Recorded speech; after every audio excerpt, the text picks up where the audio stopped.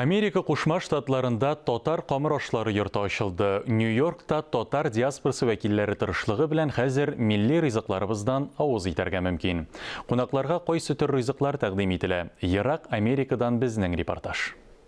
Пожалуйста, у нас тут все. Татарская выпечка, бәхетле.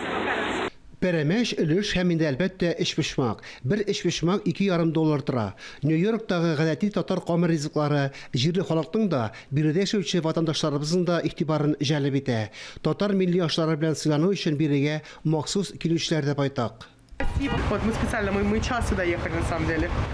Без бирегә махсус 1 сәгатькә килдек. Кәбестә бәрәңге бөккәне сатып алдык. Кичә нәрсәләр сатып алганны оныттым да инде. Камыр ризыклары кечкенә Одесса дип танылган Брайтон Бич районында 3 ай элек ачылган. Биредә 90-нчы елларда күченеп килгән иммигрантлар яши. Шуларның берсе Илһамия Апанаева. Ул Америкада 10 елдан артык инде. Нәкъ менә ул татар милли ашларын әзерләүгә алынган. У нас выпечка очень вкусная. Безнең камыр ризыклары бик тәмле, туклыклы, кешеләргә бик ошый. Камыр ризыклары йорты турындагы хәбәр социаль шелтәрләр аша тиз таралган.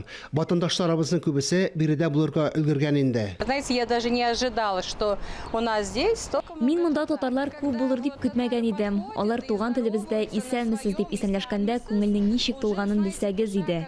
Бик рәхәт. Камыр ризыклары йорты кичә кадәр эшли. Илһамия киләчәктә дә эшен дәвам итәргә ниятли. Ашамлыкларны төрләндерергә тырыша. Алар арасында яңалары да танылган чәкчәктә булачак. Фанис Мөхәммәтов, Мурат Мешин, Татарстан яңалыклары өчен Америка Кушма Штатлары, Нью-Йорк шәһәреннән.